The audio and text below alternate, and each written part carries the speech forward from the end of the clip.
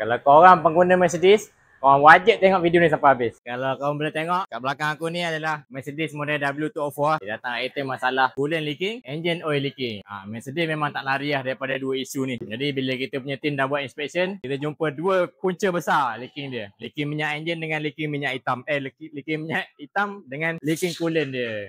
Jadi inilah korang boleh tengok. Inilah barang yang kita tukar. First, kalau korang boleh tengok, ini adalah engine oil cooler, siap sekali oil filter housing. Itu saja kat owner pakai yang aftermarket punya, aluminium punya.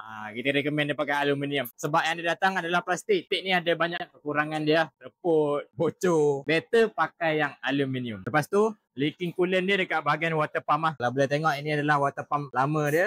Ada kesan air leaking. Ini water pump baru dia. Okay, lepas tu dia ada isu-isu kecil lah leaking. Contohnya macam ni, cap, oil filter, tempat isi minyak hitam dengan dia punya timing oil seal. Kalau korang ada BMW, Mercedes ataupun model kereta konten yang lain, nak datang repair, berdekatan area Kajang, Semenyih, Bangi, Ceras, korang boleh contact kita. Tekan link kat bio, okay? Luncur!